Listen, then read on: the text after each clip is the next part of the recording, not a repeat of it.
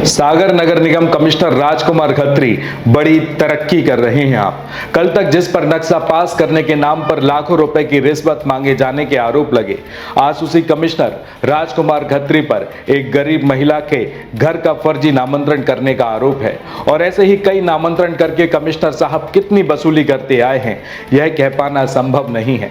इस पूरी खबर को सागर मोतीनगर थाना प्रभारी जसवंत सिंह राजपूत भी जरूर देखें, क्योंकि यह पूरा का पूरा मामला आपके मोतीनगर थाना क्षेत्र के अंतर्गत आता है और इसे समझने के लिए इस खबर को बड़े ध्यान से सुनना पड़ेगा।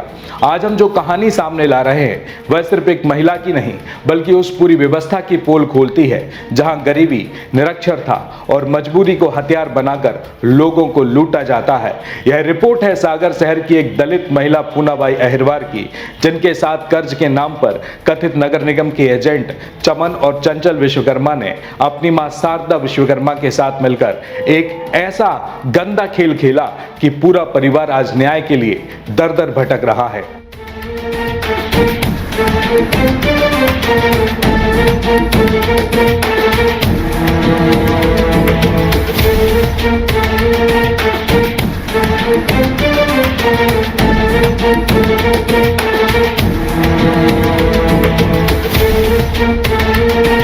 नमस्कार, मैं हूं आपके साथ में भूपेंद्र सिंह और आप रिपब्लिक सागर मीडिया के साथ में हैं।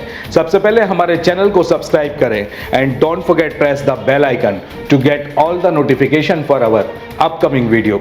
अब सबसे पहले हम बात करते हैं कि कौन है पूनाबाई अहिरवार। पूनाबाई अहिरवार सागर शहर के भगत सिंह बाट भूतेश्वर मंदिर फाटक के पास रहती हैं। वे हरिजन समाज से हैं और पढ़ना लिखना नहीं जानती, लेकिन जीवन की कठोर सच्चाइयों से लड़ना उन्होंने अच्छे से सीख लिया है। वे अपने बेटे जितेंद्र और बहू वंदना के साथ हाथ ठेले पर कपड़े बेचकर अपने परिवार का पालन पोषण करती थीं। इंदौर और गुजरात से कपड़े लाकर सागर के अलग अलग इलाकों में ठेले से रोजमर्रा के कपड़े बेचने का काम किया करती थी, लेकिन कोरोना महामारी के लगे लॉकडाउन ने उनका सब कुछ छीन लिया। कोरोना महामारी और लॉकडाउन ने पूनाबाई का पूरा कारोबार तबाह कर दिया। उनका व्यापार पूरी तरह बंद हो गया। घर में रखे कपड़े बरसात में भीगकर सड़ गए और लगभग 4 लाख से भी अधिक का कर्ज उनके सिर पर चढ़ गया।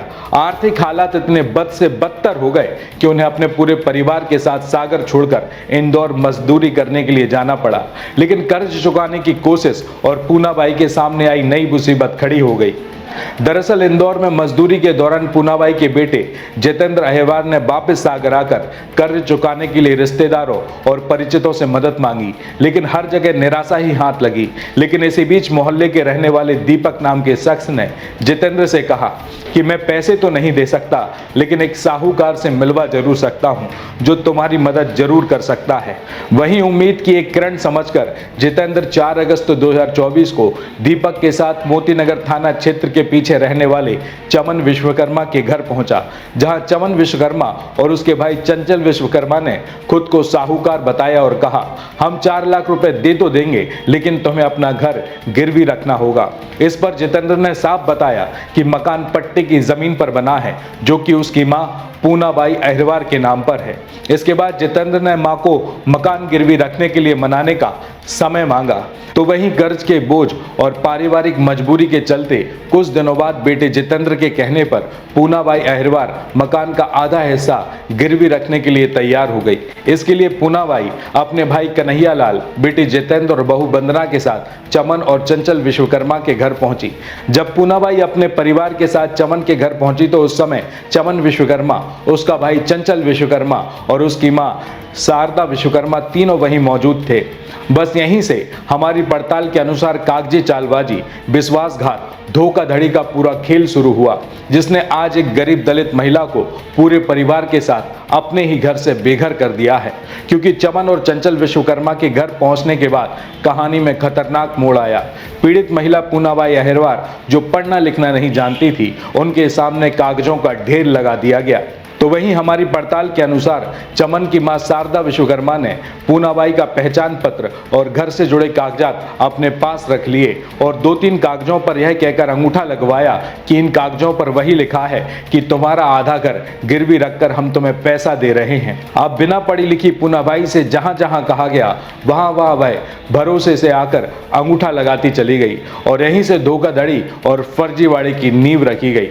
गंभीर आरोप यह भी है कि 4 लाख रुपए के कर्ज के बदले पूनाबाई को सिर्फ 2,50,000 रुपए दिए गए और बाद में पड़ोसी दीपक ने अलग से 50,000 रुपए पूनाबाई के बेटे जितेंद्र को दिए। इस तरह कुल रकम हुई 3 लाख रुपए, जबकि बात हुई थी 4 लाख रुपए की, लेकिन कागजों में 3,50,000 रुपए का लेन देन दिखाया गया। और इतना ही नहीं, पैसे देते समय चमन, चंचल और शारदा विश्वकर्मा ने शर्त रखी कि हर महीने 5% ब्याज देना होगा और जब पूरा पैसा यानी कि मूल और ब्याज वापस कर देंगे तो आपके घर के कागज वापस लौटा दिए जाएंगे। इस सौदे का मतलब साफ था कि 3 लाख रुपए पर हर महीने 15,000 रुपए ब्याज, मूल रकम लौटे या ना लौटे लेकिन ब्याज हर हाल में चाहिए। तो वहीं 4 लाख के पुराने कर्ज में दबा परिवार विरोध की स्थिति में नहीं था। मजबूरी में जो मिला वही लेकर पूरा परिवार सागर से इंदौर मजदूरी के लिए चला गया, क्योंकि पूनाबाई को उम्मीद थी कि 3 लाख में से थोड़ा थोड़ा कर्ज चुकाया जाएगा, कपड़ों का धंधा फिर से शुरू किया जाएगा और धीरे धीरे पूरा कर्ज उतर जाएगा। फिर इंदौर में काम शुरू हुआ और वहीं से हर महीने ब्याज की रकम पूनाबाई अपने बेटे जितेंद्र के माध्यम से सागर भेजती रही। लेकिन जब हाल ही में जितेंद्र परिवार के साथ सागर लौटा तो उसके सामने जो तस्वीर थी उसे देखकर वह बुरी तरह घबरा गया, क्योंकि घर पर किसी और का ताला लगा हुआ था और घर की दीवार पर बोर्ड लगा था कि मकान बेचना है।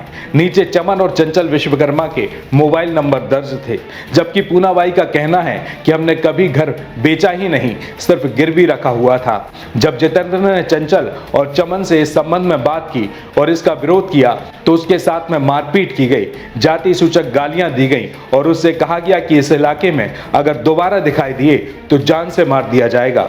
इस दौरान पीड़ित परिवार का सारा घरेलू सामान उसी घर में बंद था और कथित निगम एजेंटों चंचल और चमन विश्वकर्मा का उस घर पर कब्जा बना हुआ है। इस मामले में सबसे सनसनीखेज आरोप यह भी है कि दीपक की मां ने पूनाबाई के 7 साल के नाती का अपहरण किया और उसके द्वारा जितेंद्र से कहा गया कि जब तक हमारे पूरे पैसे नहीं दोगे जब तक तुम्हारा बच्चा नहीं मिलेगा।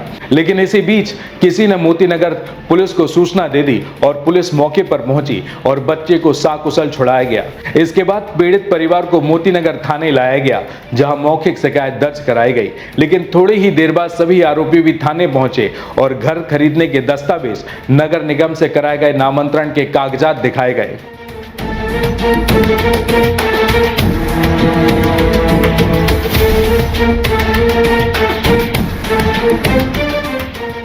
तो यहीं से सबसे बड़े सवाल खड़े होते हैं कि जिस जमीन पर यह मकान बना है वह दलित परिवार को दी गई सरकारी पट्टे की भूमि है, तो ऐसी भूमि का नामांतरण और बिक्री कानूनन कैसे संभव हो सकती है? और निरक्षर महिला से अंगूठा लगवाकर क्या बिक्री के दस्तावेज बनवाए गए थे? और 4 लाख के बदले 3 लाख रुपए देना क्या धोखाधड़ी नहीं है? और 5% मासिक ब्याज क्या अवैध साहूकारी नहीं है? दलित पट्टे की जमीन का नामांतरण किस नियम के तहत हुआ? अपहरण और जाति सूचक शब्दों पर अब तक क्या कार्रवाई हुई? यह सोचने वाली बात है। आज पूनाबाई अहिरवार का परिवार बेघर होने की कगार पर है। कर्ज का ब्याज समय पर दिया गया, फिर भी घर से बाहर है और न्याय के लिए थाने दफ्तरों के चक्कर काट रही हैं। इसलिए मेरा मोतीनगर थाना प्रभारी जसवंत सिंह राजपूत से यही सवाल है कि क्या पूनाबाई को उसका घर और न्याय मिलेगा?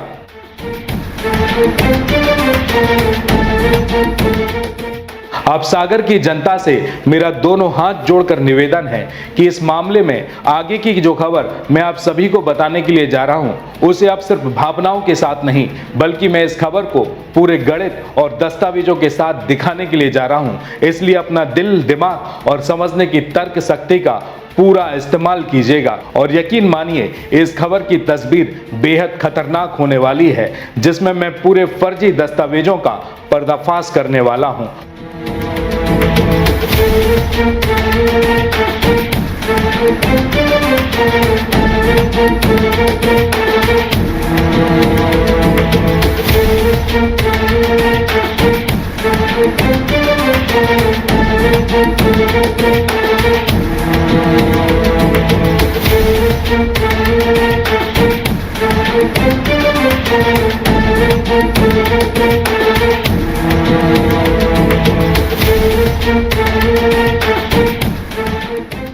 ध्यान से सुनिएगा। एक दलित महिला पूनाबाई जिसने अपना आधा घर गिरवी रखकर 3 लाख रुपए का कर्ज 5% मासिक ब्याज पर लिया, 16 महीने तक हर माह 15,000 रुपए के ब्याज का भुगतान किया। मतलब पीड़ित महिला से 16 महीनों तक 2,40,000 रुपए सिर्फ ब्याज के नाम पर वसूले गए। अब तस्वीर साफ है, चमन और चंचल विश्वकर्मा ने 3 लाख की मूल रकम पर लगभग 80% पैसा सिर्फ ब्याज के नाम पर वसूल कर लिया। और इसके बाद भी पीड़ित महिला का ना कर्ज खत्म हुआ, ना ब्याज चुकता हुआ और ना ही उसके घर के कागज वापस लौटाए गए। उल्टा इन चालबाजों ने पीड़िता के पूरे घर पर अपना कब्जा ठोक दिया। अब यहां इन चालबाजों का दूसरा खेल शुरू होता है। मतलब जिस घर को इन चालबाजों ने कर्ज के नाम पर गिरवी रखा हुआ था, अब उसी घर को इन चालबाजों के द्वारा बिकाऊ घोषित कर दिया गया, जिसकी कीमत लगाई गई 20 लाख रुपए। जी हां, सही सुना आपने। जिस घर को गिरवी रखकर इन्होंने 3 लाख का कर्ज दिया और उस पर 2,40,000 रुपए का ब्याज वसूला, अब उसी घर को ये चालबाज 20 लाख रुपए में बेचने के लिए जा रहे हैं। चमन और चंचल विश्वकर्मा ने तो इस घर पर 5 लाख रुपए का डिस्काउंट भी रखा है, जिसे देने के बाद घर की पूरी डील 15 लाख रुपए में तय हो जाती है। अब ये कोई मनगढ़ंत बातें नहीं, बल्कि इसे हमने अपनी पड़ताल के दौरान पूरे सबूतों के साथ में कैद किया है। हमारी टीम के द्वारा उस नंबर पर फोन किया गया जो नंबर पीड़ित महिला के घर की दीवार पर लगे बोर्ड पर दर्ज था, जिस पर लिखा हुआ था यह मकान बेचना है। तो सुनिए ये रिकॉर्डिंग। ये मकान बेचना है जो नंबर है, तो आप ही बेच रही है मकान? हाँ बताओ आप। उसका कैसे है, किसके ऊपर? वो 15 लाख रुपया को बेचने हैं। 15 की कह रहे हो आप? हाँ पट्टी वालों है पर वो नगम में नाम चढ़ो है। अच्छा, हाँ कुछ और नहीं है नाम है? नाम है उसने कहा। अब बताइए देख के, जगह ज्यादा है, नो भी है। तो अबे तो आप ही क्यों करोगे? हाँ हम की नाम चढ़ो, हमारा नाम पे है। हाँ, मतलब कितने टाइम लग जाए अपन को जैसे करवा रजिस्ट्री वगैरह? रजिस्ट्री नहीं, हम स्टाम्प लिख दें आपकी लाने। स्टाम्प? हाँ, और निगम में जो नामांतरण है हमारे नाम पे, हाँ, वो पे हम आपको सहमति दे दो, आपको नाम चढ़ जो में। रजिस्ट्री नहीं है मतलब? रजिस्ट्री नहीं हुई है, पट्टी वाली जगह की थोड़ी रजिस्ट्री हो। हाँ, स्टाम्प बेस है 1000 की स्टाम्प पे। अब हमसे लिखा पढ़ी करा लिए, हमने भी जोन से लाओ तो उसे भी लिखाई पढ़ी करा के लाओ। तो फिर कितने समय लग जाए समय पर काय में जो ये सब कर रहे हैं जैसे? तो 1 दिन में हो जाए जो सब, तो 1-2 दिन में? हाँ पेमेंट को बता दो, कम हमने हम बात करें बाबा से। पेमेंट हम 20 रखे थे बड़े, आपको फोन आओ तो हमने 15 किया दी आपसे, है ना। एरिया बड़ा है, बनो है ठीक मेन रोड को, बूतेश्वर रोड लगी है, पुलिया मुलिया में तो नहीं है। और सरकारी जगह डरी है सामने साइड, बात हमने जोड़ी ही नहीं है। बात तुम चाहो तुम निस्तार करते रहो। अब हम आते हैं उन दस्तावेजों पर जिनकी दम पर इन चालबाजों ने पीड़ित महिला के घर पर अपना कब्जा ठोका है। अब गौर से देखिए इन दस्तावेजों को, जिसे दिखाकर इस घर पर कब्जा ठोका गया। एक 500 रुपए का ई स्टाम्प है, जिसे 6 अगस्त 2024 की दोपहर 2:48 पर पैसों के लेन देन हेतु निकाला गया। अब जिस सरकारी दस्तावेज का उपयोग इन्हें पैसों के लेन देन के लिए ही करना चाहिए था, इस पर चालबाजों ने बड़ा दिमाग लगाया और 500 रुपए की ई स्टाम्प पर एक सेल्स डीड तैयार कर दी गई, जिसमें सिर्फ 3,50,000 रुपए में 14x52 का यानी कि 728 स्क्वायर फीट का मकान खरीद लिया गया।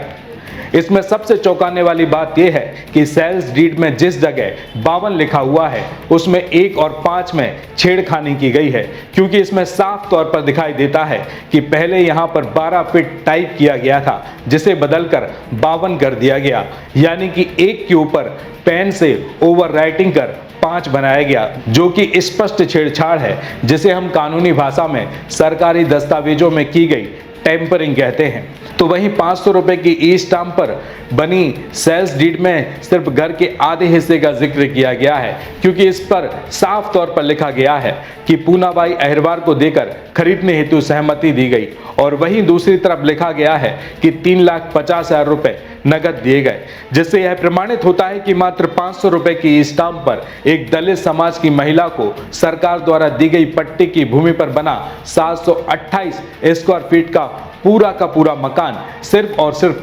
3,50,000 रुपए में खरीद लिया गया। अब कहानी यहां से और भी डरावनी हो जाती है, जहां पर 100 रुपए के स्टाम्प पेपर पर बाकी बचा हुआ घर भी चला जाता है।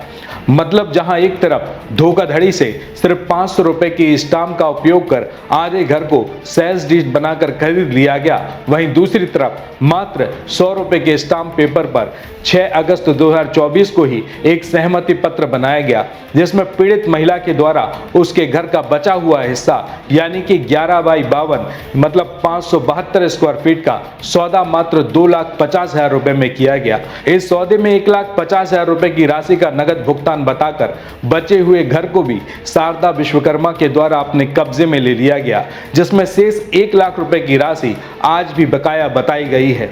अब इसमें हैरान करने वाली बात तो यह भी है कि 1300 स्क्वायर फीट पर बने पूरे मकान में से 728 स्क्वायर फीट पर बने आधे मकान को 500 रुपए की ई स्टाम्प का घोषणा पत्र के रूप में उपयोग कर शारदा विश्वकर्मा के द्वारा खरीद लिया जाता है। तो वहीं दूसरी तरफ इसी शारदा विश्वकर्मा द्वारा 572 स्क्वायर फीट पर बने बकाया मकान को मात्र 100 रुपए के स्टाम्प पेपर पर सहमति पत्र बनाकर खरीद लिया जाता है। इसमें एक और चौंकाने वाली बात तो ये भी है कि इस पूरे मकान का सागर नगर निगम पालिका द्वारा नामांतरण भी कर दिया जाता है। और चौंकाने वाली बात यह है कि जिस शारदा विश्वकर्मा द्वारा धोखाधड़ी कर यह मकान खरीदना बताया गया था, सागर नगर निगम ने इस मकान का नामांतरण शारदा विश्वकर्मा की जगह उसके बेटे चमन विश्वकर्मा के नाम पर कर दिया गया। सागर की जनता को मैं ये बताना चाहता हूं कि इसका मतलब समझते हैं आप, इसका मतलब है कि सरकारी पट्टी की जमीन पर दलित महिला का बना पूरा 1300 स्क्वायर फीट का मकान मात्र 600 रुपए के कागजों में खरीद लिया गया, जिसे अब 20 लाख रुपए में बेचने की कोशिश की जा रही है। फिर भी पुलिस प्रशासन और नगर पालिका मौन बैठा हुआ है। अब सागर की जनता को अब मैं एक राज की बात बताऊं, यह इन चालबाजों द्वारा दिया गया कोई कर्ज नहीं था, बल्कि यह पहले से तैयार की गई जमीन हड़पने की स्कीम थी। क्योंकि इस स्कीम में पहले कर्ज में डूबे मजबूर अनपढ़ गरीब को खोजा जाता है, फिर उसे कर्ज देकर उससे भारी ब्याज वसूला जाता है। उस गरीब के पढ़े लिखे ना होने का फायदा उठाया जाता है और कागजों में हेर फेर कर उसकी संपत्ति पर पहले कब्जा ठोका जाता है और फिर नगर निगम से नामांतरण कराकर अंत में भारी मुनाफे के साथ किसी और को बेच दिया जाता है, जिसमें भ्रष्ट अधिकारियों के पास इस रकम का मोटा हिस्सा पहुंचता है। इसी कारण अगर कोई गरीब परिवार इस गिरोह का शिकार भी हो जाता है तो उस गरीब की ना तो पुलिस थानों में सुनी जाती है और ना कोई कानून उनकी मदद के लिए आगे आता है और अंत में है गरीब किसी रेलवे ट्रैक पर लेटकर अपनी जान दे देता है या फिर फांसी के फंदे पर झूलकर अपनी जीवन लीला समाप्त कर लेता है और या फिर कानून को अपने हाथ में लेकर इन जैसे चालबाजों से परेशान होकर इन चालबाजों की हत्या कर देता है और अपराधी बनकर हमेशा के लिए जेल चला जाता है। इसलिए सवाल अब सिर्फ एक है, क्या पूनाबाई अहिरवार को उसका घर वापस मिलेगा या यह फाइल भी सिस्टम की अलमारी में दफन हो जाएगी या फिर हर बार की तरह मुझे ही नोटिस भेजकर सबूत पेश करने का माया जाल बुना जाएगा। सागर निगम कमिश्नर राजकुमार खत्री जी, आपको इस घर का फर्जी नामांतरण करने का कितना पैसा मिला है जिसे आपके एजेंट चमन विश्वकर्मा द्वारा करवाया गया, जिसका आज मैंने पूरी ताकत और निडरता के साथ पर्दाफाश किया है।